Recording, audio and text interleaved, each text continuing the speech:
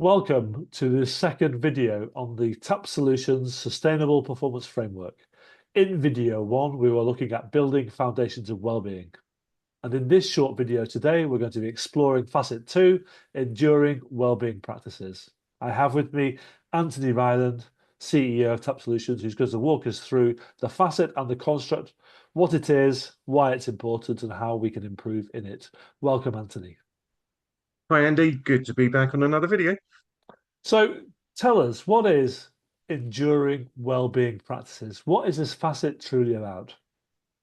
Well, in the model of sustainable performance, there are five facets. If you're looking at the model on the left-hand side, you can see everything that's about building healthy workplace cultures. And on the right-hand side is everything about the behaviors of delivering performance.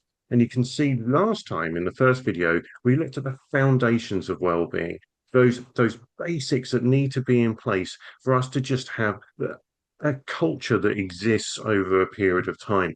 Too often organizations think, oh, it's okay. We've thought about well-being and psychological safety. We're now going to rush off and look at performance and how do we deliver our results. Well, there's other things that we need to be considering if we're going to have a sustainable, enduring culture. And the three components that fit under here. The first one is called working well with others. And that one is about we are social animals at heart as human beings. So how do we harness that aspect of social beings and get ourselves to gel together and form relationships inside of work, which is kind of the genesis of how a high performing team comes well together. If you think about the forming, storming, norming, performing model of Bruce Tuckman, then actually the forming and storming bit is all about how the emotional relationships happen. Open feedback is essentially there to allow us to give and receive what is nothing more than data, really, but actually about how we're doing inside an organization. So, if you're thinking about enduring cultures, if we have a mechanism where we can exchange views on performance of others and how people are interacting, then that data is very good for us to actually become better people. And if we're gathering that data, then the third component is mental toughness. And we'll be using that data, we'll be trying to change and improve who we are. And if we're going to try and change and improve who we are, we don't get it right all the time. Sometimes we get it wrong. So we've got to have the ability to fail. We've got to have the ability to deal with us not getting things right all the time. And the concept of mental toughness is actually is that feeling that we can do that, and actually it's good that we can fail and we can take this experience and work with it and be a better version of ourselves. Fantastic, thank you. I was curious, as you think about sustainable performance overall, and particularly this facet of enduring well-being practices, why are these so important for the organization and for leaders? Well, it's interesting because these, even though they sit under a facet two, they also interact with some of the later facets that we'll talk about in the other videos.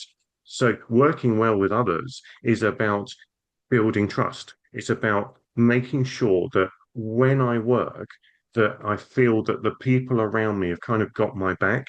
So it's almost an extension of psychological safety that we covered in the first facet, that actually, if I interact with others, I work well with others, I get to know others, actually, then it's almost like shortcuts can happen because I can think quicker about how the other person will respond.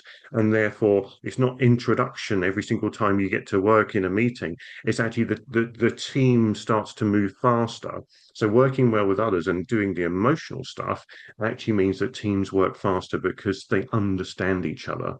Mm. Open feedback is absolutely the source for performance in an organization. If you don't have the data about how you're doing by being able to exchange feedback with other people, then actually you're never going to improve.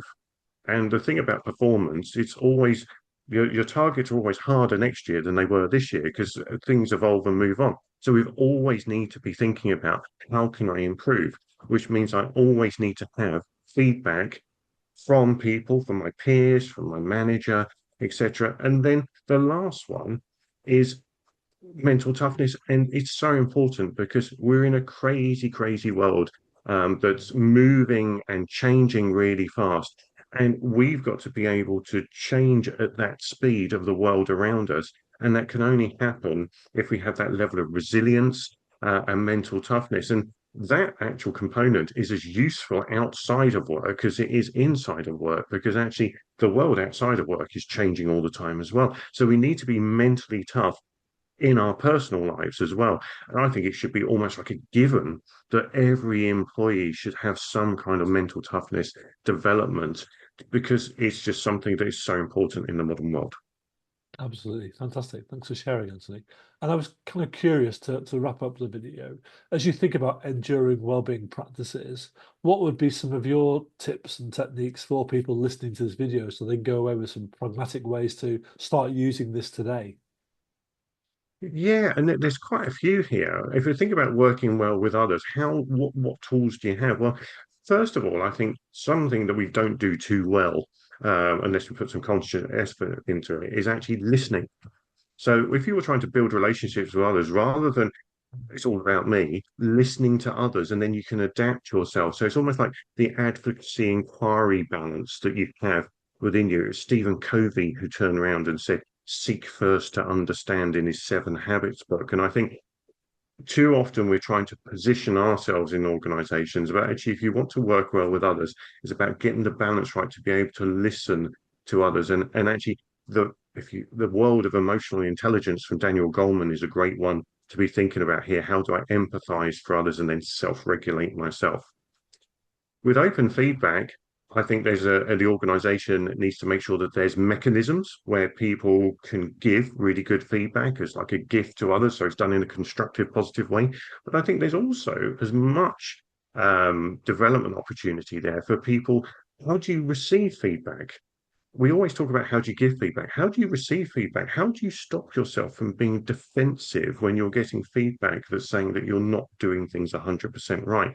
And again, it feeds a bit into the world of emotional intelligence, but it also feeds the other way into mental toughness. Because if mental toughness is about the ability to take it on your shoulders, that actually you're not doing things perfectly. And I think within that world of positive psychology that sits here in mental toughness, the ABC model of reframing is a really good one there. So thinking about, okay, this has happened to me. What's going on? How am I reacting to it? How else could I react to it?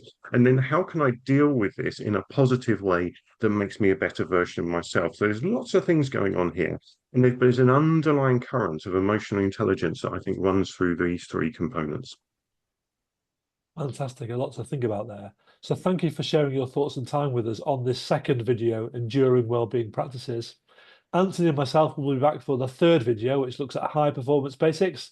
Thank you for listening. And Anthony, thank you for sharing your thoughts and perspectives.